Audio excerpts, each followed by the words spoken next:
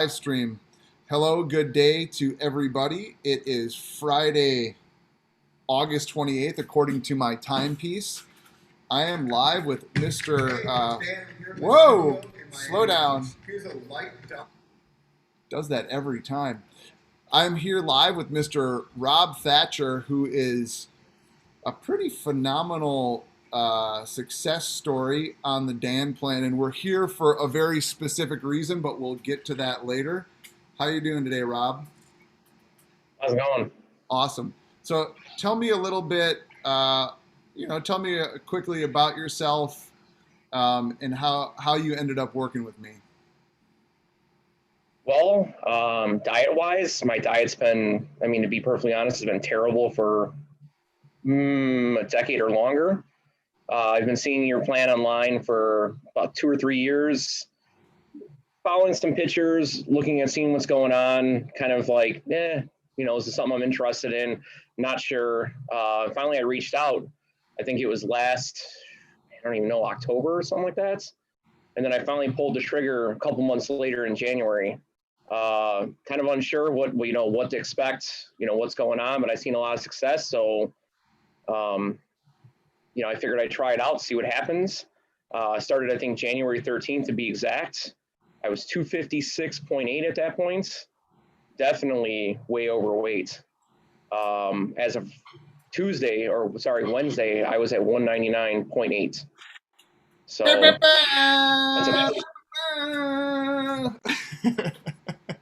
So that's a pretty drastic drop. And, to be honest, it's worked. The food's super easy. I'm pretty redundant with food. I can eat the same food over and over again. So that part worked for me. So it wasn't as, complex in that way. But there's a lot of things you can eat, a lot of things that are easy, a lot of things that work out, I think, well in the diet. It's not hard. It's not crazy, something like people have tried keto diets or something terrible like that. You're eating tons of fat and tons of garbage, and it's only finite. Like, yeah, you'll lose a bunch of weight really quick, and then you'll hit a point where it becomes impossible to maintain it, and then you'll gain a bunch of weight back. And that's kind of my experience. I don't run keto, but I've done like Whole30 and some other things, and you'll do it for a little while. It's unsustainable. About 2 or 3 months in, then you fall off the face of the earth, and then you're back where you're at 3 or 4 months later. Talk to me. Talk to me about what you do professionally and kind of how that's played into how you've gone through this and lost 58 pounds, and maybe speak on your struggles with that a little bit. Well, professionally, I work 50 plus hours a week. I run a Whole Foods, so it eats a lot of my time up. I have 2 kids that eats a lot of my time up. I guess the reality is, you have to come on a plan. I think that was a struggle at first. First just getting rid of the garbage in your body. So you're gonna feel, I felt like garbage for a good 2 or 3 weeks because I started drinking all this water, so I had no room for caffeine. So I started getting caffeine withdrawals.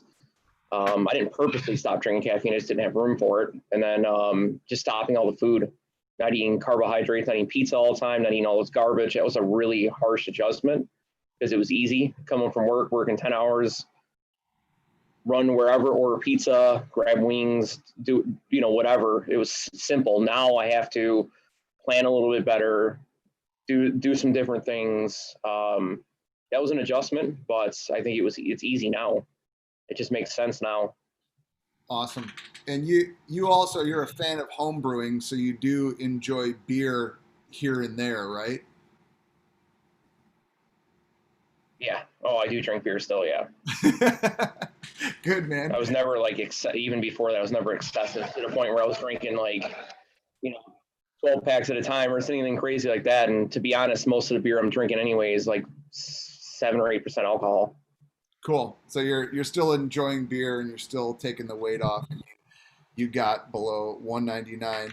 Um, Talk to me about some of your biggest struggles in the past, you know, 8 or 9 months getting down to 199. Like what would you say was a big struggle or the biggest struggle that you've had to deal with while we've worked together to get this weight off? starting to exercise again. I just wasn't motivated. I haven't done it in years, so I just wasn't motivated to do it. Um, that was probably the hardest. The food wasn't so bad. The weight loss at times was kind of frustrating. I'd have weeks where I'd lose a lot of pounds and then like 2, 3+ pounds, and then weeks where I'd lose zero 0.2 pounds or a half a pound. And that was kind of frustrating because I felt like for a while I was just chugging along, chugging along. That's why I started working out. So I'm like, I need to progress this. And then, I think it's worked. And I think realistically, I've lost more weight than what my scale says. It's just I've gained muscle because I've been working out nonstop. So like, I think if I didn't work out at all, I'd be way lower weight wise than I am now. I mean, you could see it in my face and my body and everything. It's just, I think, gaining the muscle back, which is more sustainable, is better. Yeah, your face, the difference in your face is pretty crazy. We talk on the phone regularly, but I haven't seen you face to face a ton. You got a little one punching in there. you, That's my buddy. you see the difference in dad too?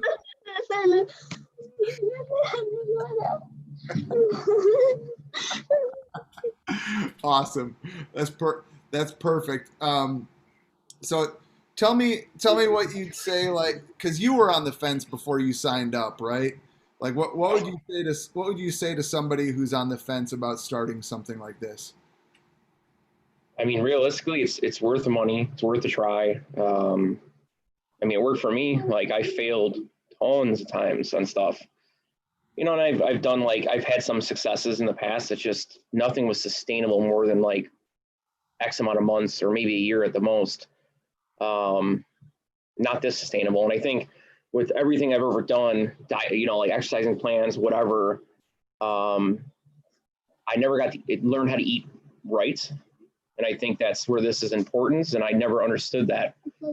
Even in my early 20s where I exercised pretty heavily and I was really, really, really in the shape, I never learned how to eat right. Still eat straight garbage, but I just worked out so much it burned it off. But that's not sustainable. That's not good for you. Especially when you get up there in age. I think it's a no-brainer to join this program for a lot of those reasons. You learn how to eat again. Oh man, I am feeling what's going on there right now. I've got three boys upstairs, and it's the same kind of energy, man. Um, awesome. The only thing that we have left to do is I have to throw myself under the bus, as promised. Now that you're under 200 pounds, we're going for the gap dance. Set up. Where are you? There we go. Okay, I'm going for the gabber dance right here. This is Rob's. Just broke through 200 pounds, got under 199. We have a shared love of horrible gabber house and techno from the 90s. So this is, I'm doing it. I'm doing it. Only love.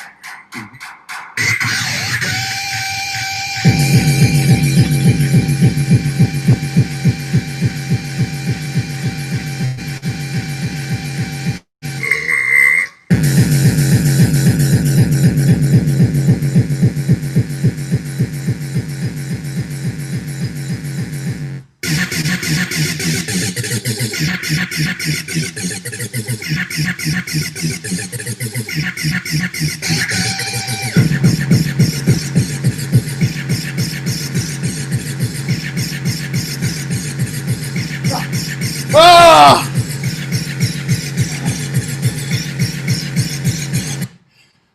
That's all I got. Man, I think you need to go back to training on that one, man. Oh man! All right, I think I just upset my child's kindergarten teacher, who's right now. Did I just upset? You just put headphones on. I can absolutely put headphones on. Oh man, good times, good times. We are going to say goodbye to internet land. I'm going to stay on with Rob for a couple of minutes. Congratulations, Rob, getting from 257 down to 199. Huge deal. Bum, bum, bum.